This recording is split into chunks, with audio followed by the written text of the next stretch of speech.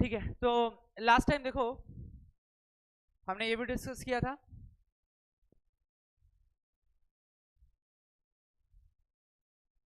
Resistance is equal to rho L by area, हाँ है ना। यहां पर रो क्या है, रेजिस्टिविटी है मटेरियल का। मटेरियल की रेजिस्टिविटी किस बात पे डिपेंड करता है बताओ? मटेरियल की मतलब जो रेजिस्टिविटी है वो किस बात पे डिपेंड करता है? तो मटेरियल की प्रॉपर्टी पे, यानी कि अलग अलग मटेरियल के लिए अलग अलग रेजिस्टिविटी होता है, एक चीज। दूसरी बात कि रेजिस्टिविटी टेम्परेचर पे भी डिपेंड करता है। किस पे डिपेंड करता है ना? रेजिस्टिविटी टेम्परेचर पे डिपेंड करता है और मटेरियल पे डिपेंड करता है, ना कि लेंथ और एरिया पे, यानी कि शेप साइज पे डिपेंड नहीं करता। ठीक है, लेकिन जो रेजिस्टेंस है वो लेंथ और एरिया पे डिपेंड करता है, क्योंकि resistance is directly proportional to length and inversely proportional to area of cross section of any given wire या एनी गिवन कंडक्टर। समझ रहे हो? ये बात हम डिस्कस किए थे। ठीक है, चलो अब हमने इसके साथ में एक चीज और भी पढ़ा था, ओम्स लॉ। क्या पढ़ा था? Ohm's law. ओम्स लॉ क्या था भाई? तो जब फिजिकल कंडीशन सेम रहेंगे तो करंट जो है किसी सर्किट में या किसी कंडक्टर में जो फ्लो करेगा वो पोटेंशियल डिफरेंस के डायरेक्टली प्रोपोर्शनल होगा। हमने यहां से V बराबर आई इंटू आर प्रूफ किया, जहां पर R क्या है? रेजिस्टेंस है। R क्या है? रेजिस्टेंस है। समझ गए? ठीक है, अब तुम पहले हेडिंग डालो, एक कॉलम बनाओ, उसमें लिखो ohmic resistance, non ohmic resistance.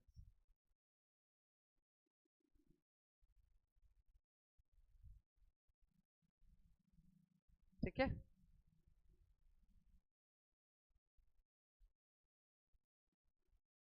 एक तरफ लिखेंगे ओमिक रेजिस्टेंस,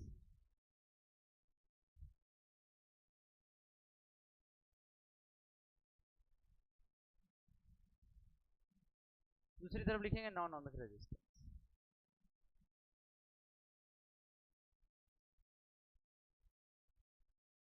पहले में लिखो ओमिक रेजिस्टेंस क्या है guys? Which follows Ohm's law.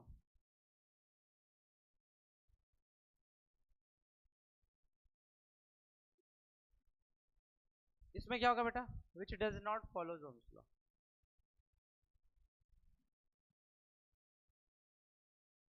Which does not follow Ohm's law. एक बात।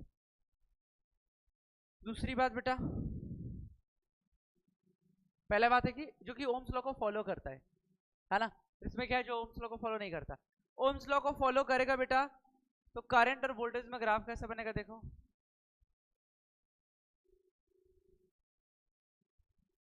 कैसा बनेगा ग्राफ बेटा? Straight line. कैसा बनेगा? स्ट्रेट लाइन, हाँ है ना। दूसरा, अगर मैं इसमें बात करूं बच्चे,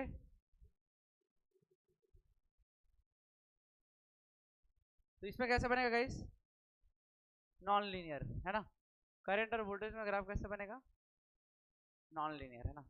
ठीक है ना, कुछ भी ऐसे रैंडमली बना लो, नॉन लीनियर। तो जब पहले पहले तुमने लिखा कि ओमेगा रेजिस्टेंस वो मटेरियल होगा, वो रेजिस्टेंस होगा जो कि ओम्स लॉ को फॉलो करेगा। ओम्स लॉ को फॉलो करने का मतलब current is directly proportional to voltage, हाँ है ना। और दूसरा है which does not follow Ohm's law. जब ये ओम्स लॉ को फॉलो नहीं कर रहा तो कुछ भी हो सकता है, current proportional to V square, whatever it is. समझ पा रहे हो? ठीक है ना, ये बात आपको याद रखना। तीसरी बात बेटा, ओमिक रेजिस्टेंस के केस में जो रेजिस्टेंस होगा बेटा वो स्टैटिक रेजिस्टेंस होगा। कौन सा रेजिस्टेंस होगा बेटा? Static resistance. स्टैटिक रेजिस्टेंस का मतलब बेटा कांस्टेंट रेजिस्टेंस। बट इसमें बेटा क्या होगा? Dynamic resistance. कौन सा रेजिस्टेंस? कारण जानते हो क्यों? क्योंकि यहां पर करंट जो है वोल्टेज के साथ चेंज हो रहा है नॉन लीनियरली। कैसे चेंज हो रहा है? देख रहे हो तुम लोग कैसे चेंज हो रहा है? Non linearly. बात यहां पर यह बेटा, बात यहां पर यह है कि current is proportional to V square, I have written here. तो अब देखो, तुमने एक बात पढ़ा है V बराबर आई आर। क्या पढ़ा है? V is equal to V बराबर आई आर। तो क्या मैं लिख सकता हूँ डी आई अपॉन में d V is equal to 1/r dynamic? लिख सकते हो कि नहीं? देख लो, मुझे उम्मीद है तुम समझोगे। D I by D V equal to 1/r d. देख लो, अरे डिफ्रेंशिएशन कर दो करंट का वोल्टेज के रिस्पेक्ट में, है ना, देख लो di/dv करोगे तो 2v आ जाएगा, मतलब, और v बराबर आई आर है तो आई कटा तो आर डी। अरे v बराबर आई आर होता है ना बेटा, v इज इक्वल टू क्या होता है i इंटू आर, तो मैं i बाई v तो लिख रहा हूँ विच इज 1/r, बस यही तो है, i बाई v लिख रहा हूँ 1/r, बस वही है, समझ गए। तो di/dv क्या हो जाएगा 1/r डी, समझ रहे हो, यही है आपका ओम्स लॉ, ओमिक रेजिस्टेंस और नॉन ओमिक रेजिस्टेंस। और ठीक है, तो इसमें डायनामिक रेजिस्टेंस निकलता है किसमें, नॉन ओमिक रेजिस्टेंस में। इसके एग्जांपल्स की मैं बात करता हूं, तो ऑल मेटल्स, सारे मेटल्स जो है ओमिक रेजिस्टेंस के एग्जांपल हो जाएंगे। और अगर मैं बात करूं नॉन ओमिक के केस में, तो जितने भी सेमीकंडक्टर है, समझ रहे हो, डायोड, ट्रायोड, ट्रांजिस्टर, है ना, diode, triode, transistor, thermistor, semiconductor, etcetera, ये सभी क्या है बेटा, किसके उदाहरण है, किसके एग्जांपल है, नॉन ओमिक रेजिस्टेंस का। नोट कर लेंगे इसको। तो ये है पूरा ओमिक रेजिस्टेंस और नॉन ओमिक रेजिस्टेंस। तो मैंने बताया ओमिक रेजिस्टेंस क्या है, जो ओम्स लॉ को फॉलो करता है, नॉन ओमिक क्या है, जो ओम्स लॉ को फॉलो नहीं करता। ओमिक के लिए करंट वोल्टेज के डायरेक्टली प्रोपोर्शनल होता है, नॉन ओमिक के लिए करंट वोल्टेज के डायरेक्टली प्रोपोर्शनल होता तो है, बट लीनियर नहीं होता, नॉन लीनियर हो जाएगा, काइंड ऑफ v स्क्वायर या vq what ever it is, ठीक है। करंट और वोल्टेज में ग्राफ कैसे बनेगा, स्ट्रेट लाइन ओमिक के लिए, नॉन ओमिक के लिए करंट और वोल्टेज में ग्राफ नॉन लीनियर बन जाएगा, है ना, स्ट्रेट नहीं बनेगा, समझ गए। इसके जो एग्जांपल है, इसमें जो रेजिस्टेंस होगा वो स्टैटिक रेजिस्टेंस होगा, उसमें कौन सा रेजिस्टेंस होगा, डायनामिक रेजिस्टेंस होगा, डिफरेंशिएशन की मदद से निकलेगा। इसके एग्जांपल क्या है बेटा, ओमिक के ऑल कंडक्टर्स, इसमें क्या है, सारे सेमीकंडक्टर हैं, diode, triode, transistor, thermistor etcetera, ये सब चीजें हैं, समझ गए। हाँ, स्टैटिक मतलब कांस्टेंट बेटा, स्टैटिक रेजिस्टेंस का मतलब क्या, constant resistance which is not variable, जो कि चेंज ना हो, समझ रहे। हाँ ठीक है, हो गया, आगे चलो। एक सवाल देता हूं, नॉर्मल सा क्वेश्चन है जो कि एग्जाम में कभी कभी पूछता है, देखो।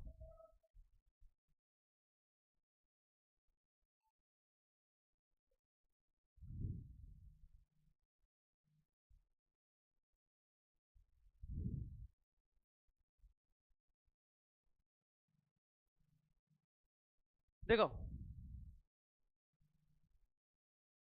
करंट और वोल्टेज में ग्राफ बना रहा हूं, किसमें ग्राफ बना रहा हूं, करंट और वोल्टेज में।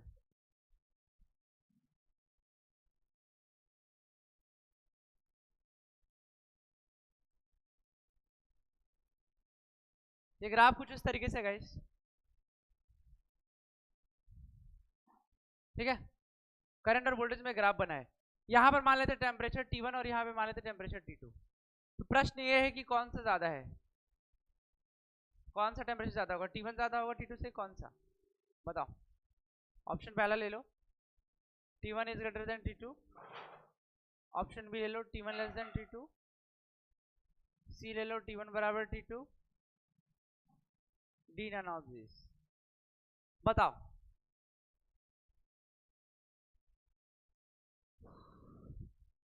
कौन सा सही होगा, टेम्परेचर कौन सा करेक्ट होगा, कौन सा टेम्परेचर करेक्ट होगा और क्यों, ये भी जवाब दो।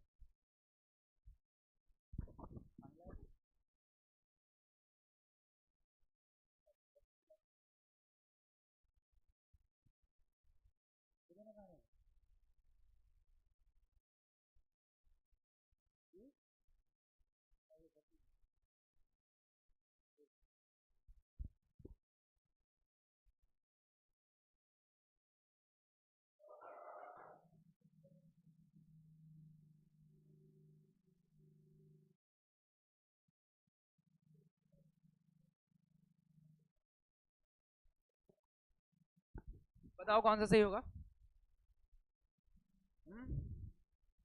बी, बी सही होगा, कैसे। अब देखो, तुमने एक चीज पढ़ा हुआ है, इस क्वेश्चन के लिए एक जानकारी हासिल करना जरूरी है। कि resistance is directly proportional to temperature, yes और नो? भाई तुमने रिलेशन पढ़ा है ना, आर टी बराबर R naught 1 plus alpha delta T, yes और नो? ये आप जानते हैं। तो resistance is directly proportional to temperature, resistance is directly proportional to temperature. एक बात समझेंगे, एक बात आप ये समझेंगे बेटा,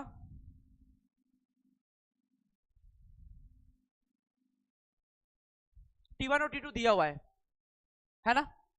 क्या दिया? T1 और T2 दिया हुआ है। तुम एक बात जानते हो क्या? V बराबर I इंटू आर। क्या जानते हो? V बराबर I इंटू आर। तो यहां पर y एक्सिस में कौन है? करंट है। y एक्सिस में कौन है? करंट है। तो I बराबर हो जाएगा V बाई आर। अब जाके बना ये y बराबर mx। y बोले तो I, x बोले तो v, हाँ है ना? देख लो, तो I is equal to v by R, यानी I can write here 1 by R into V. यानी बेटा ये कुछ y बराबर mx टाइप बनता हुआ दिख रहा है तुमको? y बराबर mx टाइप बनता हुआ दिख रहा है, हाँ है ना? ये y एक्सिस हो गया और ये x एक्सिस हो गया। तो ये m जो होगा विच इज स्लोप बराबर tan थीटा बराबर 1 बाई आर। इसका मतलब ये है स्लोप ज्यादा तो रेजिस्टेंस मेरे बच्चों ऑटोमेटिकली कम। सही बात है, बोलो है ना? स्लोप ज्यादा तो रेजिस्टेंस कम, और अगर रेजिस्टेंस कम तो टेम्परेचर भी कम, हाँ है ना? बोलो समझ आया? समझ आया? स्लोप ज्यादा, देखो दो तरीके तुम्हारे पास, या तो तुम y एक्सिस में v रखो और x एक्सिस में i रखो, या फिर y एक्सिस में i रखो x एक्सिस में v रखो, तो उसके हिसाब से चीजें बदल जाएंगी। अगर मैं y एक्सिस में v को रखता हूं तो v बराबर आई आर होगा, तो इसका मतलब जो स्लोप होगा वो r के बराबर हो जाएगा। लेकिन यहां पर y एक्सिस में i को रखा है, इसलिए जो स्लोप होगा 1 बाई आर होगा। तो इस बात का ख्याल रखेंगे, चीजें बदल सकती हैं, काम वही करना लेकिन चीजें बदल जाएंगी, सिचुएशन बदल जाएगा, कंडीशन बदल जाएंगे, तो आपको इसका ख्याल रखना है, हाँ है ना? समझ रहे हो मेरी बात? ठीक है ना? अभी मैं तुमको दूसरा भी करके दिखा देता हूँ, कोई प्रॉब्लम नहीं है, जो जितना भी पॉसिबिलिटीज है सब बता देता हूँ, टेंशन नहीं लेना है। तो अब देखो यहाँ पर सबसे पहली बात मान लेते हैं T1 के लिए एंगल हो जाएगा θ1 मेरे बच्चों, और T2 के लिए θ2। कोई भी देख के बता सकते हैं इजिली कि कौन ज्यादा है, θ1 की θ2? θ1 ज्यादा है। तो I can write here tan θ1 is greater than tan θ2, यानी कि slope of 1 is greater than slope of 2, yes और नो? एक का स्लोप ज्यादा होगा कंपैरिजन टू 2।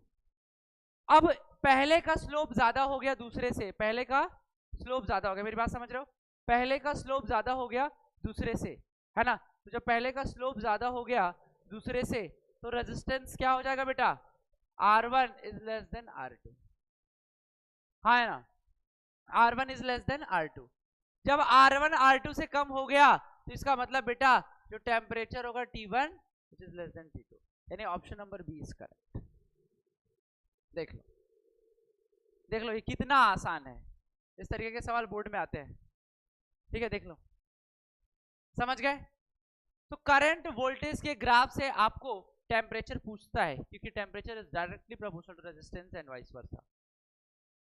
मेरी बात समझ रहे हो? ठीक है, हाँ है ना? देख लो, जो ऊपर वाला है जिसका स्लोप ज्यादा है उसका रेजिस्टेंस कम है, और भैया अगर उसका रेजिस्टेंस कम है तो उसका टेम्परेचर भी डाउन होगा, बोलो हाँ है ना? इसलिए T1 less than T2, yes और नो? नहीं आया? आ गया? हाँ, ये सवाल देखो बेटा, इस सवाल में ना मैंने करंट और वोल्टेज का ग्राफ लिया है, ठीक है?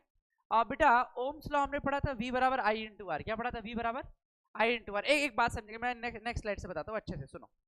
देखो दो बातें बेटा, हमने ओम्स लॉ क्या पढ़ा है बेटे? V बराबर I इंटू पढ़ा है, V बराबर I इंटू आर। बेटा इसी को मैं लिख सकता हूँ I बराबर V बटे आर, यस और नो? बोलो मेरे बच्चों। दूसरी बात बेटे,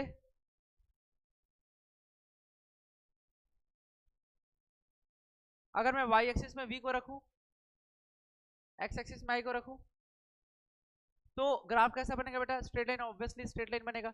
तो V और I में ग्राफ बनाना है, यानी y एक्सिस में V को रखा, x एक्सिस में I को रखा, तो यहां पर जो स्लोप हो जाएगा मेरे बच्चों which is tan theta and which is r, which is r.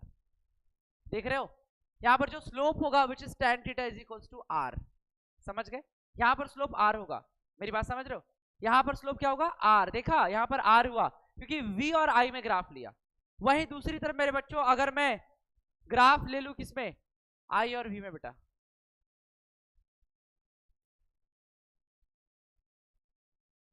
i और v में ग्राफ, तो बेटा फिर से ग्राफ कैसा बनेगा? स्ट्रेट लाइन ही बनने वाला है।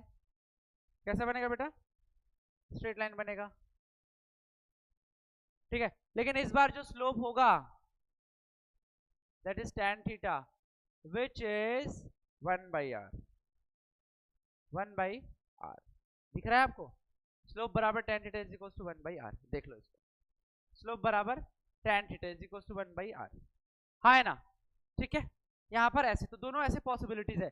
इस वाले ग्राफ में अगर मैं इस वाले ग्राफ में कहूं मेरे बच्चों,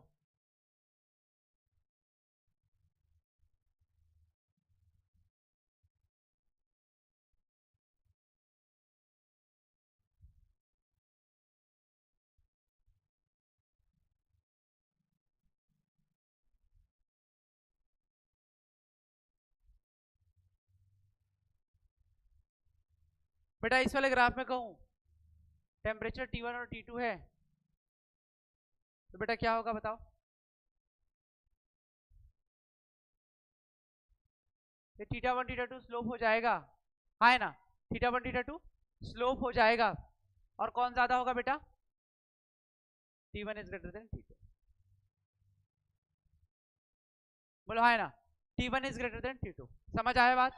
T1 is greater than T2, बस यही बात है। नोट कर लेंगे, जल्दी नोट कर लेंगे इसको। हाँ, इससे पहले वाला स्लाइड देख लो, ठीक है। चलो अब आगे देखो, रेजिस्टेंस जो है टेम्परेचर के क्या है? डायरेक्टली प्रोपोर्शनल, ठीक है। अब आगे एक सवाल लिखते हैं, चलो इसको हटा रहा हूं, एक क्वेश्चन लिखते हैं, लिखो। If length of any wire is increased to 2 times, है ना? If length of any wire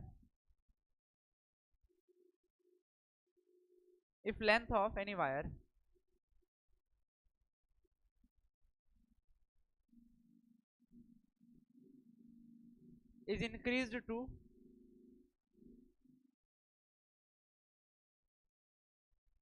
to 2 times,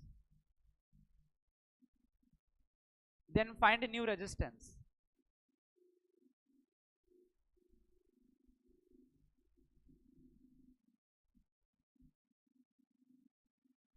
बताओ इसको। If length of any wire is increased to 2 times, then find its new resistance. है ना? ठीक है, तो मतलब बात यह कि एक वायर है, क्या है? एक वायर है जिसका कुछ लेंथ मान लो और एरिया ऑफ क्रॉस सेक्शन मान लो, है ना? चलो इसको मैं बताता हूं, देखो, आओ देखो, हाँ ठीक है। मैंने कहा कि एक वायर है, क्या है? एक वायर है जिसका लेंथ क्या है? L, area of cross section क्या है बेटा? A, है ना? लेंथ L है और एरिया ऑफ क्रॉस सेक्शन क्या है? A है। तो सबसे पहली बात भाई, मटेरियल तो सेम ही रहेगा, तो रेजिस्टेंस होता है rho L by area. Resistance क्या होता है? रो एल बाई एरिया, हाँ है ना? बोलो, रेजिस्टेंस क्या होता है? Rho L by area. दूसरी बात, अगर लेंथ को मैं क्या कर दूं? डबल कर दूं। लेंथ को क्या कर दूं बेटा? डबल।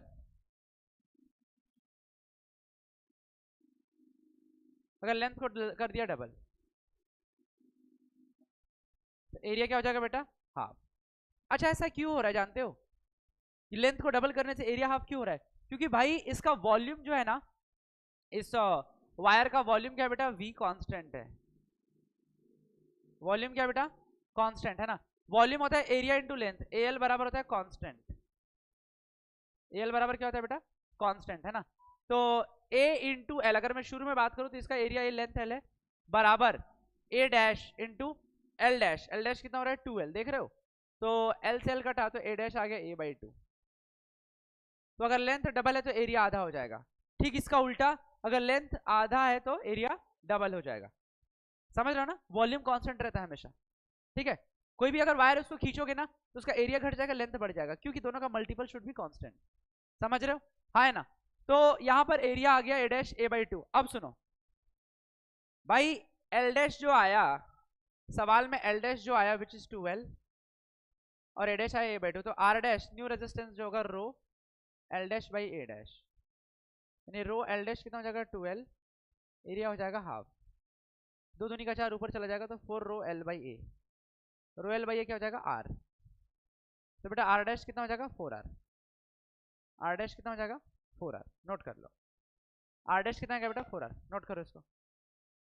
तो न्यू रेजिस्टेंस आ जाएगा 4 इंटू आर,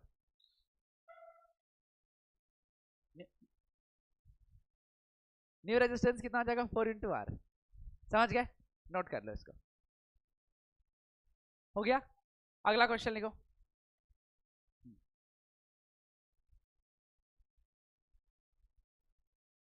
बोलू, लिखो, if length of any wire, लिखो लिखो, if length of any wire is decreased to 4 times, if length of any wire is decreased to 4 times, then find its new resistance. Very good.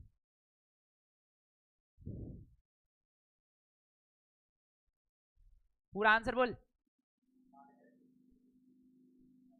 गलत जवाब,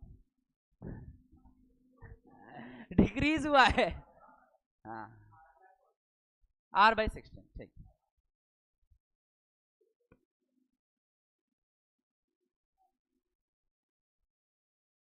r by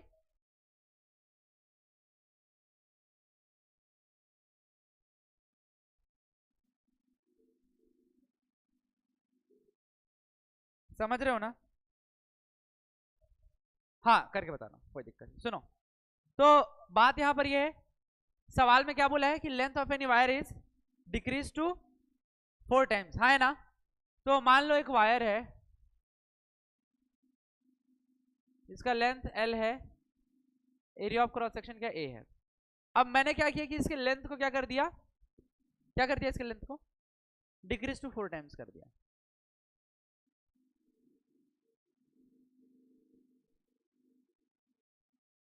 है ना, length को decrease कर दिया 4 times, तो एरिया क्या हो जाएगा, है ना।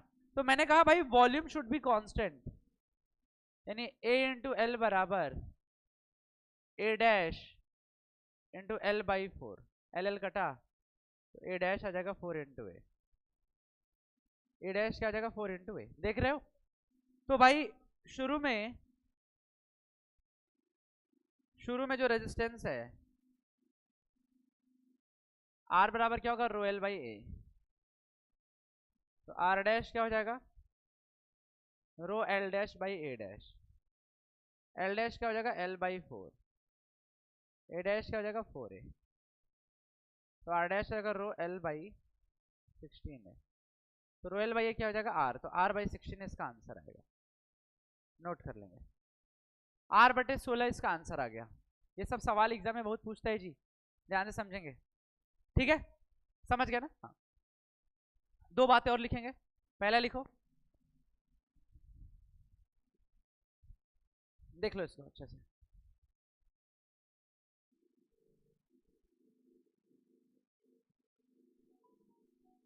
हो गया, आगे लिखो, बोलू, लिखो, length of any wire, if length of any wire is increase to n times, if length of any wire, 2 point है बेटा, पहला लिखेंगे if length of any wire is increase to n times, इसको हटा रहा हूं बेटा, हटाऊं, if length of any wire is increase to n times, बेटा समझ गए, if length of any wire is increase to n times, point है, if length of any wire is increased to n times, then find its new resistance.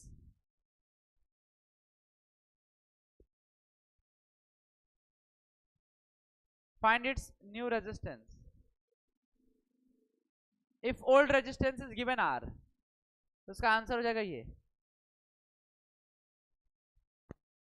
Are new बराबर N square are, बस N square are.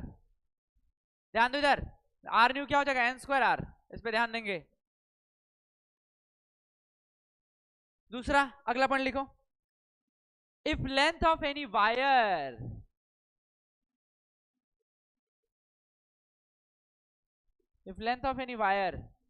is decreased to n times,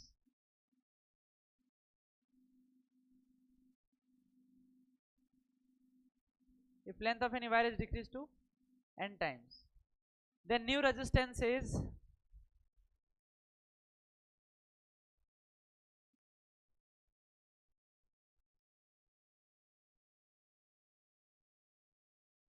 r by n का square. New resistance is r by n का square.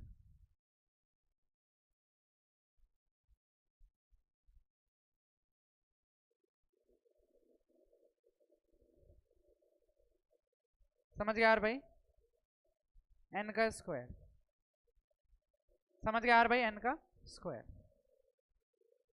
हाँ है ना, r by n का square, ठीक है ना। r न्यू हो जाएगा n स्क्वायर r, और यहाँ पे क्या हो जाएगा r new r by n का स्क्वायर। समझ गए कि नहीं, ठीक है। अगला इसी पे बेस्ड एक क्वेश्चन लिखेंगे, लिखो, if length of any wire is increased by 100%, लिखो, if length of any wire is increased by 100%, then find percentage change in resistance, then find percentage change in resistance।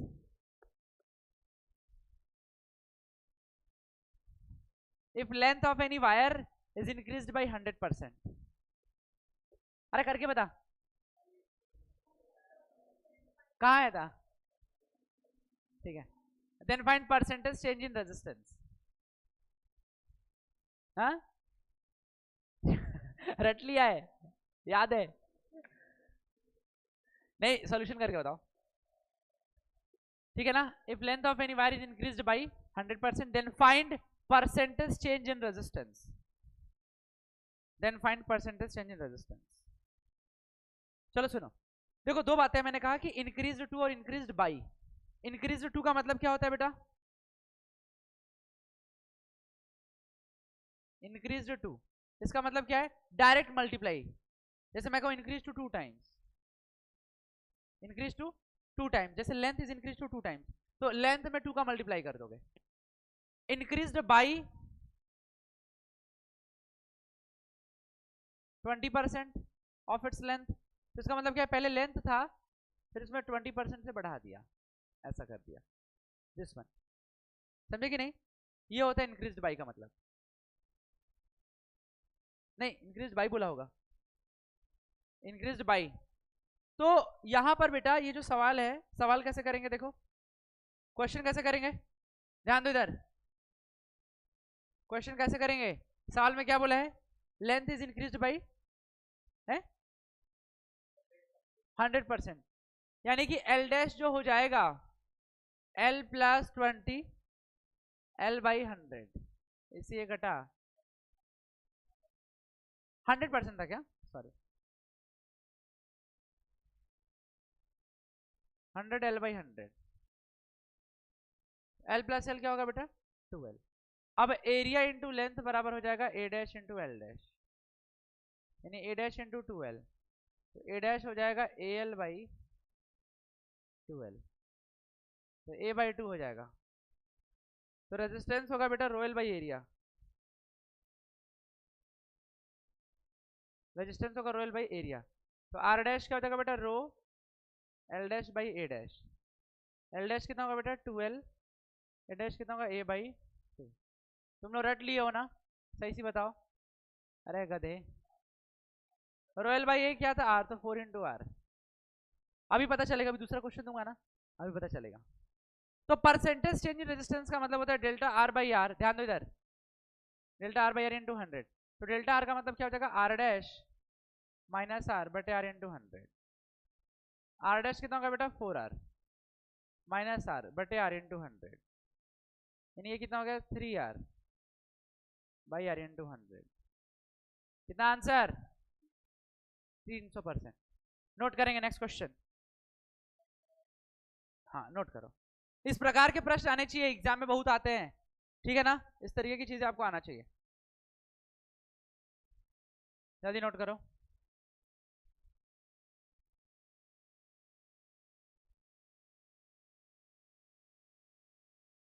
समझ आया? अभी देखते हैं कौन कितना रट के बैठा है, ठीक है। लिखो नेक्स्ट क्वेश्चन लिखो।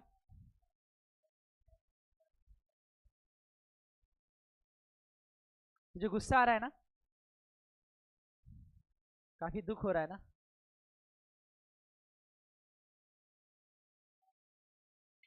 लिखो नेक्स्ट क्वेश्चन लिखेंगे इस।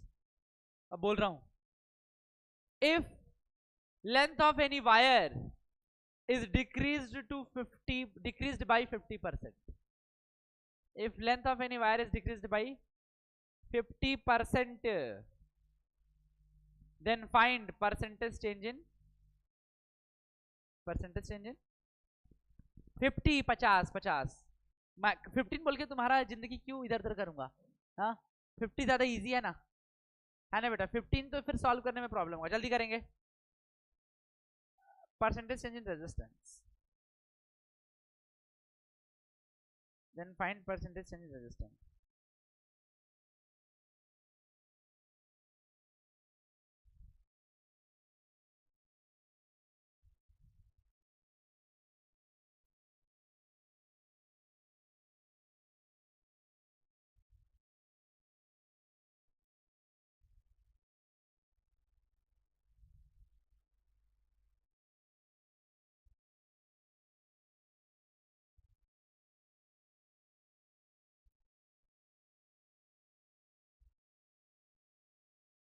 जल्दी बताएंगे बेटा, आपको बताना है परसेंटेज चेंज इन रेजिस्टेंस।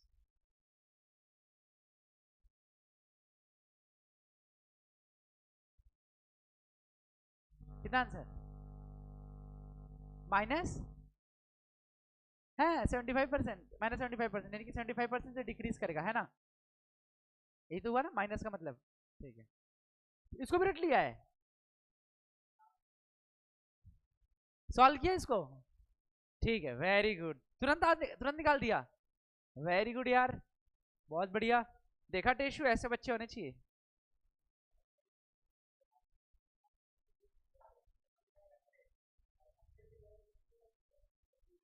ऐसे कर रहे हो क्या रे तुम लोग?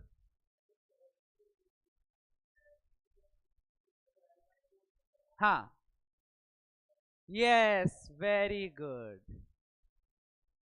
ठीक है ठीक है ठीक है ठीक है। चलो आ जाओ। टेशु कर रहे हो कि बताऊं? कितना आया? देखा, इस बच्ची ने फ्रेश फ्रेश सीखा और बना दिया, वेरी गुड, ठीक है। चलो देखो, देखो सवाल क्या कह रहा है, क्वेश्चन क्या बोल रहा है कि length of any wire is decreased bye 50%। 50% है ना, एल डैश क्या हो जाएगा बेटा, L minus L by two, यानी एल बाई टू। और वॉल्यूम क्योंकि कांस्टेंट है तो ए एल बराबर हो जाएगा ए डैश इंटू एल डैश, बोलो है ना। और बेटा लेंथ आधा हो गया तो एरिया तो 2a हो ही जाएगा, इसमें कुछ शक नहीं है। दूसरी बात, रेजिस्टेंस होता है बेटा रो एल बाई एरिया, तो आर डैश हो जाएगा rho L dash by A dash. L dash कितना हो जाएगा बेटा, एल बाई टू, एरिया क्या हो जाएगा 2a, यानी कि rho L by 4a, rho L by हो जाएगा आर, आर बाई 4, ऐसा। तो डेल्टा आर बाई आर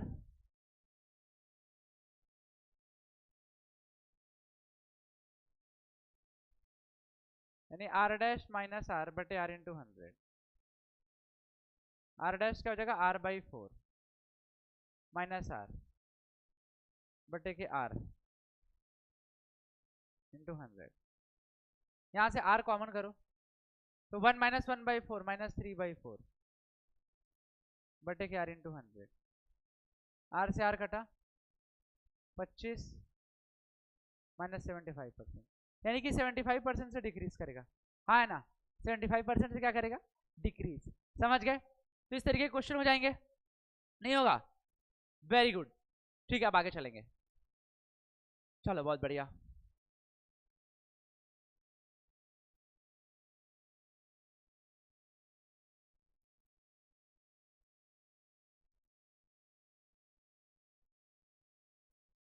आगे चले, एक सवाल और बोलने का मन कर रहा है, वन लास्ट, फिर आगे चलेंगे।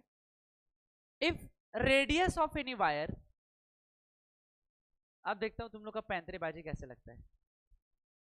देखो, if radius of any wire is increased to 4 times, if radius of any wire is increased to 4 times,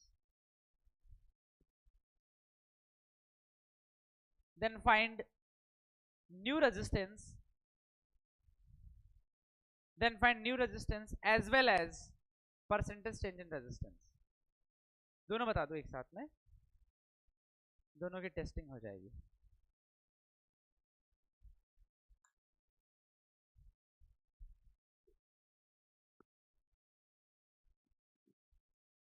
समझ गए? जल्दी बताएंगे।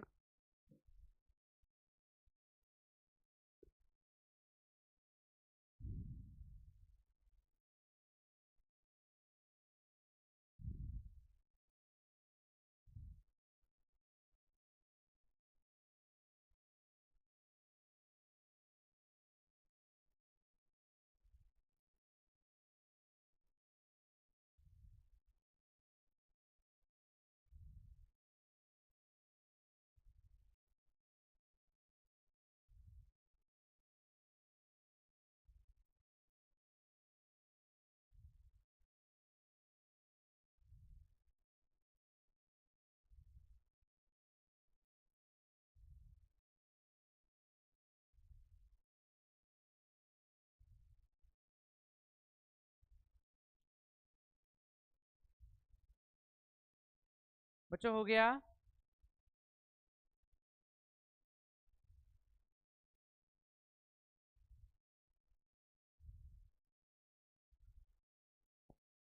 कितना आंसर? हाँ बता बता, कोई दिक्कत नहीं, बता। माइनस, हाँ देख सकते हैं, हो सकता है क्या आ जाए, सही भी हो सकता है। तुम लोग बताओ। 19 माइनस की प्लस, प्लस तो नहीं आएगा, क्योंकि आप एरिया बढ़ा रहे हो तो लेंथ घटेगा, और लेंथ घटेगा तो रेजिस्टेंस कम होगा ऑब्वियसली। तो मुझे न्यू रेजिस्टेंस नहीं बताया आपने, हाँ? R/16, अच्छा, R/16, ठीक है, देखते हैं, हो सकता है आ जाएगा। अच्छा, फिर तुम्हारा -15/16 आया, अच्छा, फिर 100 से मल्टीप्लाई किया, 1500/16 किया, यही ना?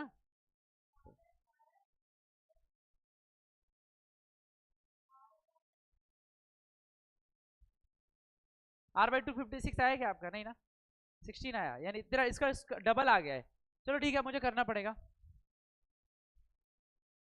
बट आई थिंक टेशु का सही है, क्योंकि तुमको पता है यहाँ रेजिस्टेंस, यहाँ पे रेडियस का स्क्वायर करना पड़ेगा तुमको, तुमने स्क्वायर किया था? पाई आर स्क्वायर ना, अरे एरिया इंटू लेंथ का मल्टीपल कांस्टेंट होता है, तो लेंथ इंटू एरिया करोगे पाई आर स्क्वायर, क्या करोगे? तो एल आर स्क्वायर का मल्टीपल कांस्टेंट होगा यहाँ पे, अंडरस्टैंड?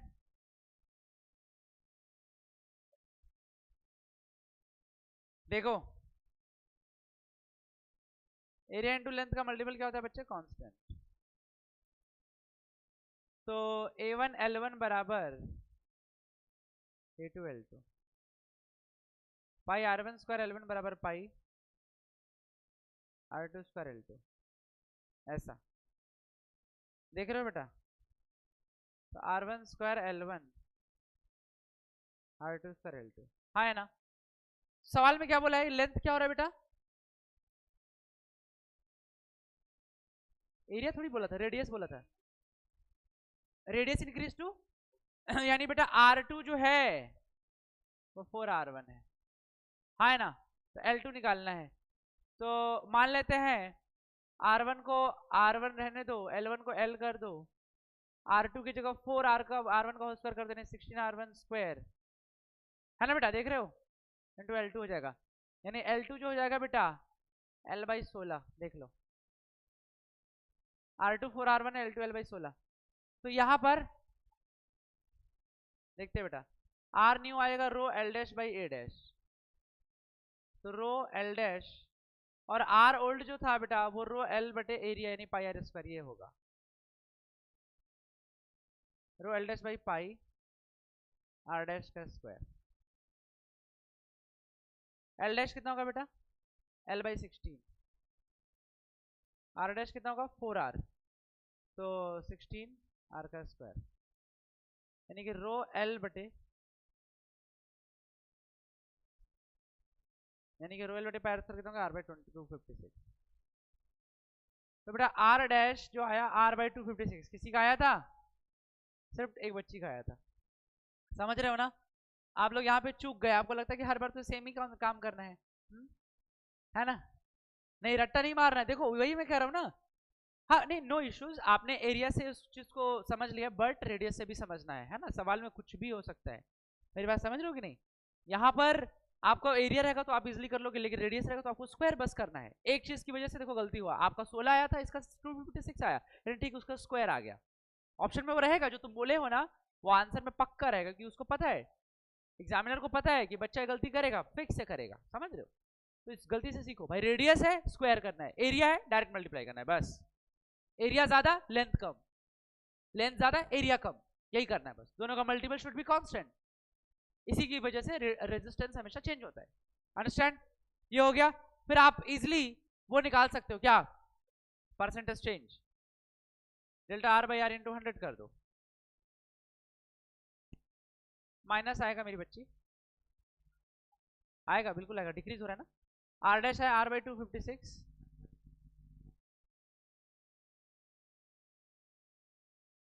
R कॉमन कर लेंगे, 1 माइनस 256 आएगा -255 अपन 256 R इंटू 100,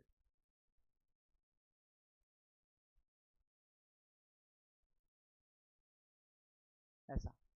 अब 256 से 255 डिवाइड करोगे तो समझ ही सकते हो क्या होगा, खाली एक की कमी है वो 1 कर देता, तो मैंने 0.9 कर देता हूँ अपनी मर्जी से, यस और नो गाइस, यानी कितना 90%, 99 रहेगा क्या 99%, ठीक है, समझ रहे हो, प्लीज आप इसको नोट कर लेंगे। डायमीटर वाला भी आ सकता है भाई, रो L बाई एरिया है, एरिया होता है पाई R स्क्वायर, R की जगह D/2 कर दो, मेरी बात समझ रहे हो, एक सवाल और कर लेंगे उस पर, ठीक है, जल्दी नोट करो।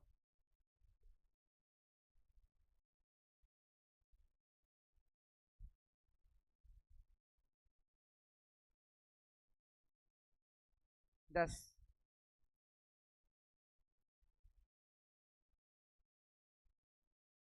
आगे चलो,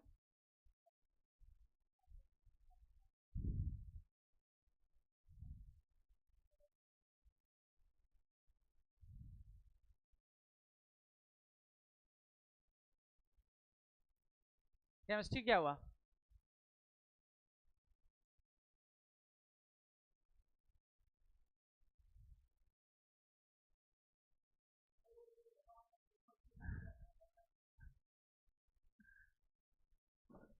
चलो ठीक है, okay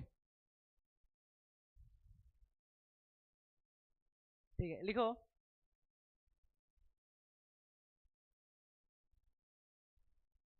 if length of any wire is increased to 4 times, if length of any wire is increased to 4 times and its diameter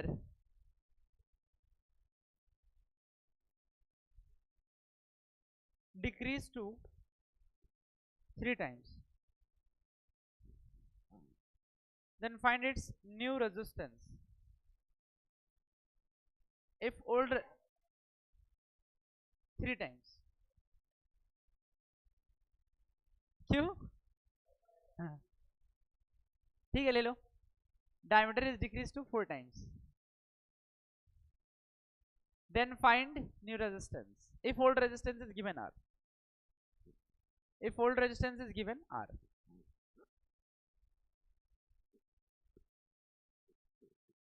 जल्दी बताएंगे.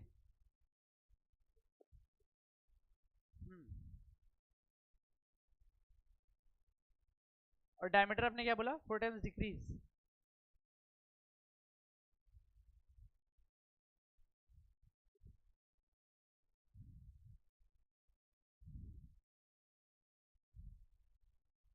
जल्दी बताएंगे.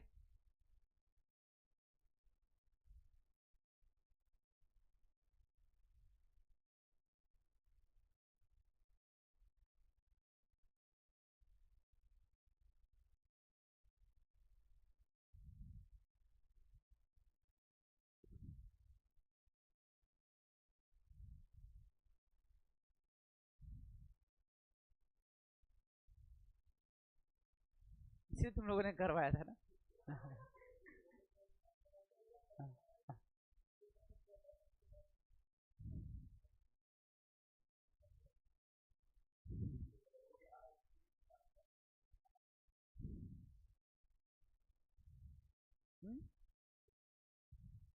थ्री टाइम्स कर लो. लेकिन एक बात का तुम ख्याल रखना कि यहां पर मैंने एरिया नहीं दिया है, मैंने डायमीटर दिया है. नहीं बेटा, उससे फर्क नहीं पड़ेगा क्योंकि उधर भी तो रेडियस ही है, आई मीन डायमीटर भी तो है, ये भी तो देखो.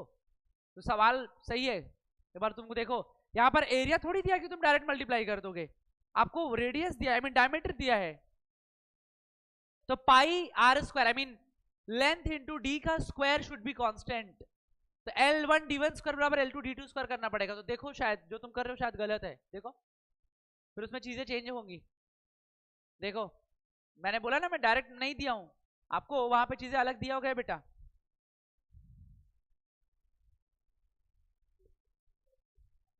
हाँ एरिया में डालोगे. देखो सुनो मैं बता रहा हूं भाई, मैंने कहा एरिया इंटू लेंथ का मल्टीपल क्या होता है बेटा? कांस्टेंट.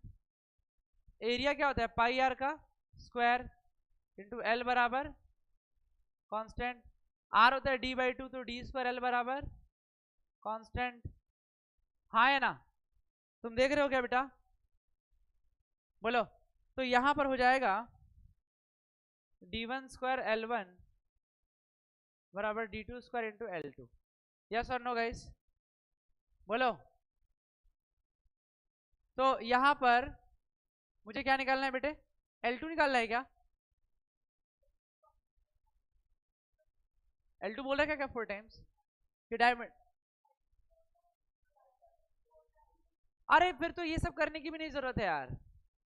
देखो देखो बेटा सुनो, पहले बात तो आर एल, आर क्या होता है? रोयल बाई एरिया, यानी पाई आर स्क्वायर. आर कर दो डी बाई टू तो डी स्क्वायर बाई 4. एक बात ये, पहला इक्वेशन छोड़ो, उतना उतना करने की जरूरत ही नहीं है. आर डैश 4 रो, लेंथ कितना है बेटा? 4 टाइम्स है. Very good. पाई डी कितना है बेटा? डिक्रीज टू, तो यहाँ पे डी बाई 4 का होल स्क्वायर कर दो. जो तुम लोग चालाकी लगा रहे थे ना, वो चालाकी नहीं हुआ. देखो इधर 4L बाई पाई, 4 चौका 16, यानी मेरे बच्चों 4 rho by pi D square into L, और इधर मल्टीप्लाई में क्या 64, यानी कि 4 rho L by pi D square कितना है बेटा? आर है, यानी आर डैश आएगा 64 आर. 64 आर इसका आंसर. किसका आंसर आया है? Very good boy and girl. ठीक है. नहीं देखो एक बात समझो, एक्चुअली मैंने बेटा, नहीं नहीं सुनो, अगर रेडियस भी दे देते ना तो भी आंसर सेम आता. पूछो क्यों? क्योंकि बेटा बाद में तो आपको इसके साथ ही भिड़ना है ना. सोचो जरा, इसके साथ ही आना है. तो अगर मैं कहूं यहाँ पर जैसे तुम रेडियस की बात करो, ठीक है, तो भाई आर बराबर होता है rho L by area, correct है? That is a pi R का स्क्वायर. ओके ठीक है. और अगर मैं आर डैश बोलूं तो क्या हो जाएगा? रो एल डैश बटे के पाई आर डैश का स्क्वायर. समझ रहे हो? तो आपने क्या बोला कि रेडियस कितना हो रहा है? नहीं माइनस, माइनस क्यों? R dash is R by 4 ना, तो बस कर दो, यहाँ पे रख दो, कुछ करने की जरूरत नहीं, क्योंकि ये तो आर में के टर्म में है, बोथ आर सेम। देखो रो एल डैश बटे के पाई आर बाई 4 का होल स्क्वायर, ऊपर चले जाएगा, ये 16 मिल जाएगा, ठीक है ना, सब कुछ तो एकदम सिमिलर है। और एल डैश तुम्हारा 4r हो गया, तो 64 टाइम्स वहां भी आ रहा है, समझ रहे हो मेरी बात, तो वहां भी सिमिलर ही आएगा, नहीं आया क्या, इशू समझ आया, ठीक है, तो इस तरीके से आपको आना चाहिए, यस और नो, ठीक है। चलो अब आगे चलते हैं, ठीक है, तो मैंने आपको ये बताया है कि रेजिस्टेंस हो गया Roel by area, resistivity material की प्रॉपर्टी होती है, टेम्परेचर पर डिपेंड करता है, टेम्परेचर बढ़ाने से किसी कंडक्टर की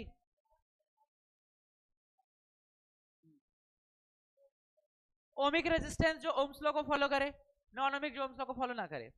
ओम्स लॉ को फॉलो करने का मतलब करंट वोल्टेज के डायरेक्टली प्रोपोर्शनल होना चाहिए, नॉन ओमिक के लिए करंट वोल्टेज के डायरेक्टली प्रोपोर्शनल तो होना चाहिए, बट नॉन लीनियरली चेंज होना चाहिए। तो मैंने कहा नॉन लीनियर, करंट और वोल्टेज में जो चेंजेस आना चाहिए नॉन लीनियर आना चाहिए, मतलब ग्राफ स्ट्रेट लाइन ना बने। भाई ग्राफ स्ट्रेट लाइन कब बनता है, जब करंट और वोल्टेज आई मीन वाई और एक्स दोनों की पावर 1 हो या सेम हो, और दोनों में से किसी की पावर मैक्सिमम 2 आ जाए या 2 से ज्यादा आ जाए, तो that will be non linear. Even ये ग्राफ तो पैराबोला होगा जो बना हुआ है, मेरी बात समझे। और मैंने कहा कि जो ओम्स लॉ है, ओमिक रेजिस्टेंस, उसमें क्या होता है बेटा, स्टैटिक रेजिस्टेंस होता है। कौन सा रेजिस्टेंस, स्टैटिक, मतलब कांस्टेंट रेजिस्टेंस। लेकिन डायनामिक में क्या होता है बेटा, नॉन ओमिक में क्या होता है कि रेजिस्टेंस चेंज होता है, क्योंकि करंट वोल्टेज का चेंज हो रहा है ना, हाँ, तो उसका डिफरेंशिएशन भी बदलेगा, d I by D V करोगे तो चेंज होगा, इसलिए डायनामिक रेजिस्टेंस मिला। इसके एग्जाम्पल क्या होंगे ओमिक के, सारे कंडक्टर्स, और उसमें diode, triode, transistor, thermistor etcetera, ये सारे के सारे सेमीकंडक्टर्स हैं। तो नॉन ओमिक के सारे एग्जांपल क्या होंगे, हमारे सेमीकंडक्टर, समझ रहे हो ना।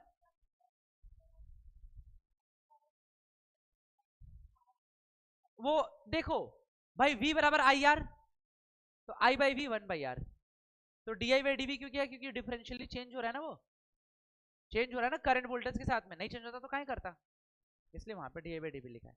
समझ रही हो मेरी बात, हाँ, हो गया गाइस, नेक्स्ट चले। V बढ़ेगा तो मैंने क्या बोला, क्या बोला मैंने,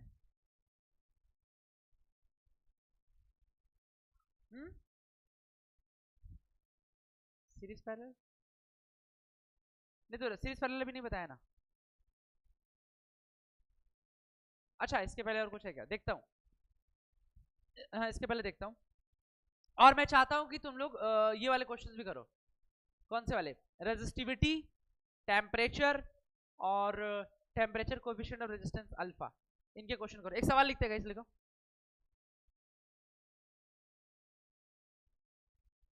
सवाल ही सवाल हो गया क्या, ठीक है, एक आखिरी सवाल, इसके बाद कहाँ जाएंगे, घर जाएंगे, लेकिन मैथ्स वालों को तो रुकना पड़ेगा ना। कितने हैं मैथ्स वाले आज, अच्छा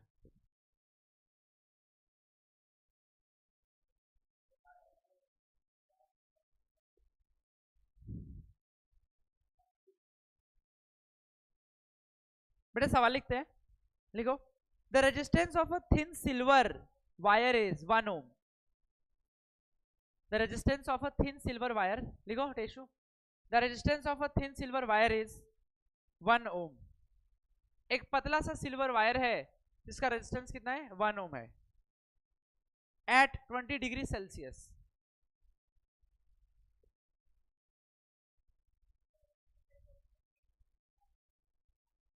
देखो रेजिस्टेंस क्या होता है ना बेटा, जैसे अब देखो एकदम नेचुरली समझा रहा हूँ, है ना, रेजिस्टेंस एक रुकावट है किसी वायर में, यानी किसी वायर में वो पहले से फिक्स रहता है, जिसकी वजह से करंट का फ्लो हो पाता है। मैं तुमको अगर डेली लाइफ का एग्जांपल बताऊं, बिना फ्रिक्शन के तुम चल पाओगी क्या, बिना फ्रिक्शन के हमारी लाइफ एग्जिस्ट करेगा, तो उसी तरीके से फ्रिक्शन की वजह से हम चल पाते हैं, फ्रिक्शन की वजह से हम अपने डेली लाइफ में सारे काम कर पाते हैं, उसी तरीके से करंट का फ्लो है।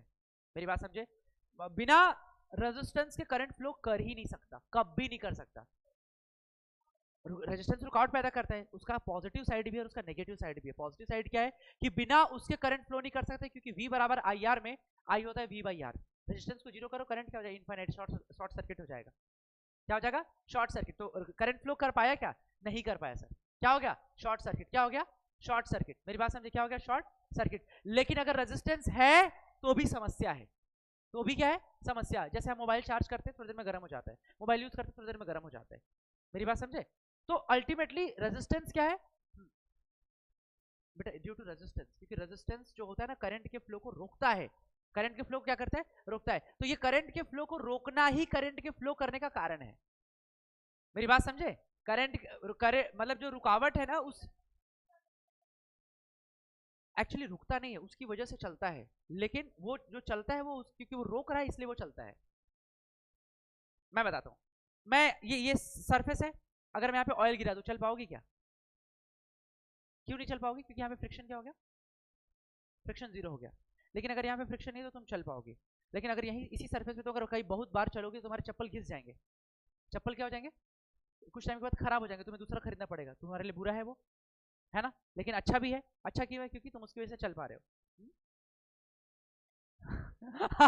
सही बात है, नया चप्पल आएगा तो वही बात है। तो फ्रिक्शन की वजह से मैं चल पा रहा हूं, और फ्रिक्शन हमारे लिए बुरा भी है, क्योंकि फ्रिक्शन की वजह से हमारे गाड़ी का पहिया घिस जाता है, चप्पलें घिस जाती हैं, है ना। तो दीज आर द एग्जांपल्स। तो मैं बस एक चीज समराइज करना चाहूंगा कि करंट जो है, करंट का फ्लो हो पाता है ड्यू टू द रेजिस्टेंस, है ना। रेजिस्टेंस क्या करता है, वो रुकावट पैदा करता है वायर के अंदर करंट को फ्लो करने में, और वही उसको मदद करता है करंट फ्लो करने के लिए। अगर रेजिस्टेंस को जीरो कर दोगे तो करंट इन्फिनिटी हो जाएगा, जिसकी वजह से करंट फ्लो तो होगा लेकिन वो इन्फिनिटी फ्लो करेगा, हमारे काम का नहीं है। मेरी बात समझ रहे हो, शॉर्ट सर्किट हो जाएगा। रेजिस्टिविटी मटेरियल की प्रॉपर्टी होती है, हर मटेरियल की अलग अलग रेजिस्टिविटी होती है। मेरी बात समझे, resistance is directly proportional to resistivity, ठीक है ना। बिना जो रेजिस्टिविटी है ना, हर मटेरियल की फिक्स रखी जाती है। मेरी बात समझ रहे हो, हर मटेरियल की फिक्स रखी जाती है। जैसे नाइक्रोम का अलग, अलग मटेरियल, सिल्वर का अलग, गोल्ड का अलग, अलग अलग मटेरियल्स के लिए अलग अलग होता है रेजिस्टिविटी। मेरी बात समझ रहे हो, रेजिस्टिविटी जो होता है मटेरियल पर डिपेंड करता है, टेम्परेचर पर डिपेंड करता है। समझ पा रहे हो, ये डिफरेंस है, ठीक है, रेजिस्टेंस और रेजिस्टिविटी में, ठीक है ना। जो रेजिस्टेंस होता है मेरी बच्ची, वो लेंथ पे डिपेंड करता है, जितना ज्यादा लेंथ होगा उतना ज्यादा रेजिस्टेंस होगा, और जितना ज्यादा एरिया होगा उतना कम रेजिस्टेंस होगा। मेरी बात समझ रहे हो, ठीक है, यही चीज हमने किया था। सही बात है, सवाल लिखते हैं। मैंने बोला कि resistance of a thin silver wire is 1 ohm at 20 degree Celsius, full stop. आगे लिखेंगे बेटा, the wire is placed in a liquid bath, the wire is placed in a liquid bath and its resistance rises to 1.2 ohm, and its resistance rises to 1.2 ohm. What is the temperature of the bath? बेटा bath का temperature बताना है। किसका temperature बताना है बच्चों, bath का temperature. समझ रहे हो, यहां पर अल्फा दे रखा है बच्चों, लिख लेंगे। Alpha for silver is 3.8 into 10 की पावर -3 पर डिग्री सेल्सियस। हाँ बेटा आपको टेम्परेचर बताना है, 3.8 इंटू 10 की पावर -3 पर डिग्री सेल्सियस ये दे रखा है। आपको बताना क्या है बेटा, टेम्परेचर बताना है बाथ का। लिक्विड बाथ में मैंने उसको डुबो के रखा हुआ है, किसको, रेजिस्टेंस को, सिल्वर को। तो आपको बाथ का रेजिस्टेंस बताना है भाई, रेजिस्टेंस की वजह से उसका टेम्परेचर बदलेगा ऑब्वियसली, तो आपको उसी का टेम्परेचर उसी का बताना है टेम्परेचर। चलिए बताओ, सोचो, थोड़ा दिमाग लगाओ, क्योंकि इसमें 2-3 वेराइटीज है मेरे पास सवाल कराने के लिए। उसके बाद हम नीट का भी वो सवाल डिस्कस करेंगे जो आया था। लगाओ, कोशिश करो भाई। मैंने तो तुमको बेसिक से पढ़ाया है कि आर टी बराबर R0 bracket 1 plus alpha delta T, हाँ है ना। आर टी क्या है, किसी गिवन टेम्परेचर पर रेजिस्टेंस। जल्दी बताएंगे बेटा,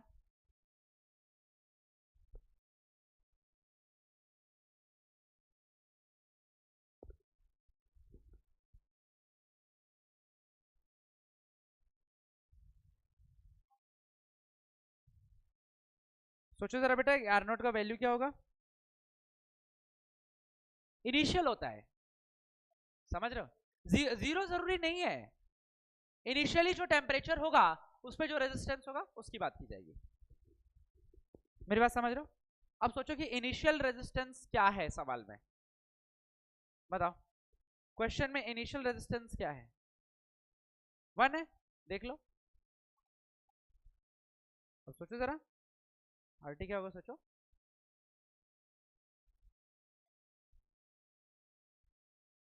बताओ बताओ, निकालो।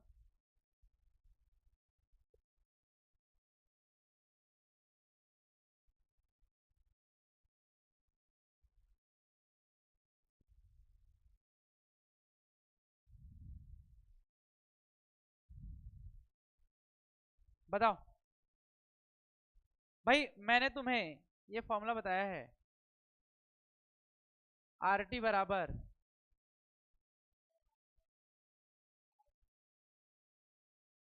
क्या बेटा?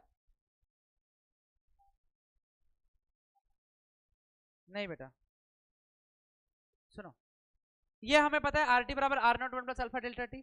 ये R0 मतलब R0 क्या है बेटा? इनिशियल टेम्परेचर का रेजिस्टेंस। इनिशियल टेम्परेचर का रेजिस्टेंस कितना है बेटा? 20 डिग्री सेल्सियस। किस टेम्परेचर पे, सॉरी, कितना रेजिस्टेंस है बेटा? 1 ओम है, 1 है ना? कितने टेम्परेचर पर बच्चों? 20 डिग्री सेल्सियस, यस और नो? और बेटा RT क्या दे रखा है बेटा? कितना?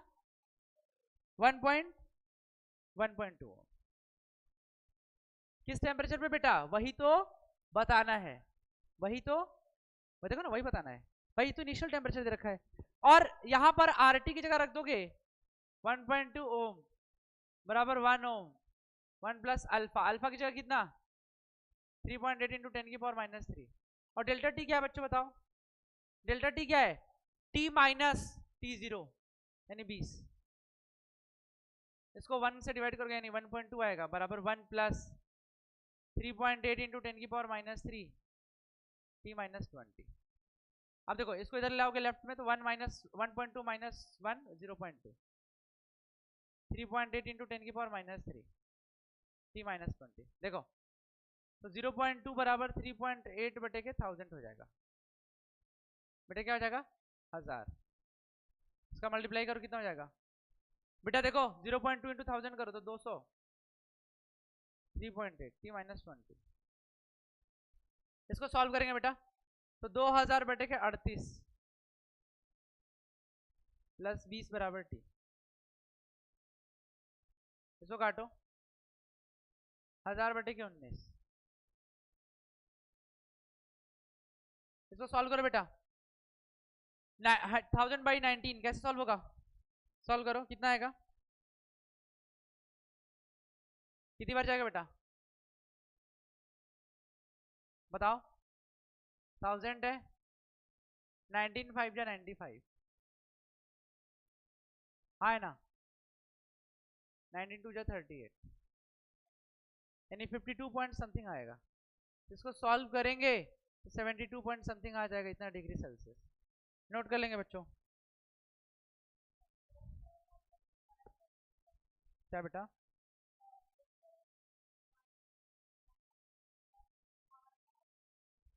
वो सेम चीज है, सेम चीज है, एकदम सेम चीज है भाई। RT बराबर R0, RT बराबर R0 1 plus alpha delta T को तुम अगर इलेबोरेट करोगे तो you will get the same one. मेरी बात समझ रहे हो? ठीक है, एक बार देख लेंगे इसको। बहुत सिंपल सा सवाल था भाई। इनिशियल टेम्परेचर पर R0 का मतलब जरूरी नहीं है कि 0 डिग्री सेल्सियस टेम्परेचर। कौन बोला ऐसा? इनिशियल टेम्परेचर पे जितना रेजिस्टेंस होगा R0 उसकी बात की गई है, और T टेम्परेचर पर जो रेजिस्टेंस होगा वो RT होगा। यस और नो? बस वही चीज है। क्लियर है? चलो, और अल्फा क्या है?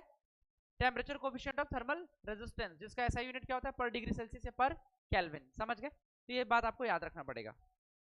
समझ गए? चलो ठीक है, आज इतना रहने देता हूं। अब कल की क्लास में 2-3 क्वेश्चन और करेंगे इसका और फिर हम आगे चलेंगे। ठीक है, चलो, थैंक यू सो मच।